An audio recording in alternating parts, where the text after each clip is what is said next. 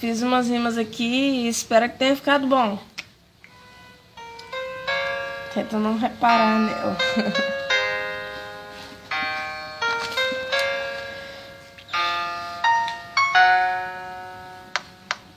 Aí, cabeção, diabo não te ama não, mas Jesus te ama e Ele é tua salvação. Só que você não escuta, não vê, não crê, pois quando Ele voltar você vai se arrepender.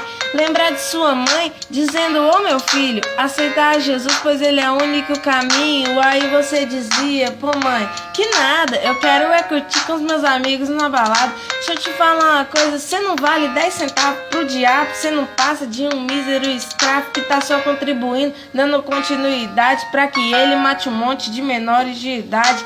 Então, irmão, o diabo tá por aí na rua, ele não tem família, então quer destruir a sua. Entrou por uma brecha e ele não tem dó, vai só te decaindo até te levar ao pó. Mas você tem seus amiguinhos que gostam de você, então deixa eu te perguntar: se você pegar um HIV, aí te abandona em questão de segundos, mas Deus é o único que por você move o mundo. Jesus te ama, irmão, você já ouviu isso demais, só que pra você essa frase tanto faz. Jesus Cristo por você, Ele foi crucificado, gritou: está consumado, pra você ser libertado. Agora imagina aí a cena de Jesus. Será que seus amiguinhos iriam morrer por você numa cruz? Então, pois é, você já sabe a resposta. Se liga, cabeção, que Jesus bate em sua porta, quer entrar na sua casa pra sua vida ele mudar. Mas ele não entra, só entra se você deixar. Então deixa ele entrar pra mudar a sua vida, assim como fez com a minha. Olha só minha alegria, pela graça de Deus eu tô aqui firme e forte, mas tem uns moleque aí